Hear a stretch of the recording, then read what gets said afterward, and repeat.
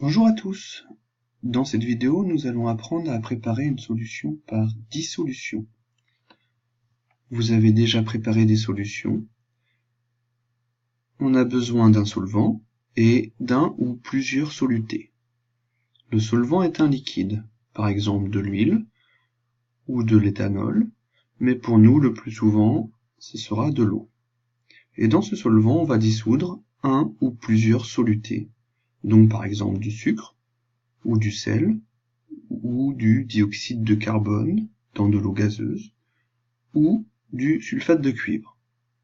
Si on place un soluté, ou plusieurs dans un solvant, on obtient une solution.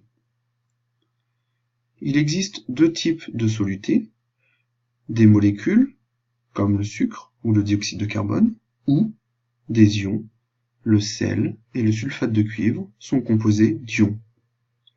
Lors de la dissolution d'un solide, les molécules d'eau vont venir attraper chaque molécule ou chaque ion qui vont se disperser dans la solution. Les atomes sont si petits qu'une fois qu'ils sont dispersés, on ne les voit plus. Voici plusieurs solutions. On les a préparées en mettant de plus en plus de solutés, mais sans changer le volume de la solution. Le soluté est rouge. La solution est donc de plus en plus foncée. C'est sa concentration qui est de plus en plus élevée. La concentration massique, c'est la masse de soluté qui est présente par litre de solution. Son unité est donc grammes par litre. Pour calculer la concentration massique, on va diviser la masse de soluté par le volume de solution. Si la concentration massique est en grammes par litre, alors la masse de soluté est en grammes et le volume de solution est en litres. Prenons un petit exemple. Chaque rond va représenter 1 gramme de soluté. J'ai donc 4 grammes de soluté dans 500 ml d'eau. Pour trouver la concentration, j'écris la formule, je vérifie les unités. Si je veux cm en grammes par litre, je dois placer la masse de soluté en grammes, ce qui est le cas, et le volume de solution en litres. Je dois donc convertir les 500 ml en litres, ce que je fais. Je remplace et je calcule, cela donne donc 8 grammes par litre. Ça semble assez logique de trouver ce résultat. Vu qu'il y a 4 grammes dans un demi-litre, ça correspond bien à une concentration de 8 grammes par litre. Alors le but est de savoir préparer une solution par dissolution, c'est-à-dire de savoir préparer un volume donné de solution si on vous donne la concentration massique, le soluté étant solide. Par exemple, la question peut être: comment préparer 200 ml de solution d'eau sucrée de concentration massique 12,5 g par litre? La méthode est la suivante.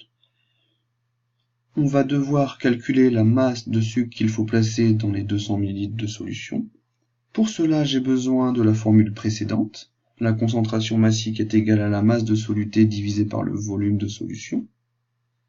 Si j'inverse cette formule, je trouve que la masse de soluté est égale à la concentration massique multipliée par le volume de la solution. J'applique donc cette formule, 12,5 fois 200 fois 10 puissance moins 3, parce que je dois convertir les millilitres en litres, et je trouve 2,5 g de sucre.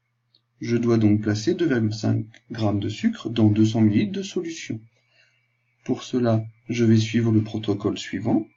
La première étape est de peser 2,5 g de sucre. Ensuite, je vais placer le soluté, donc le sucre, dans une fiole jaugée de 200 ml. Voici une fiole jaugée. C'est un instrument de verre très précis qui permet de préparer les solutions avec une grande précision au niveau de la concentration.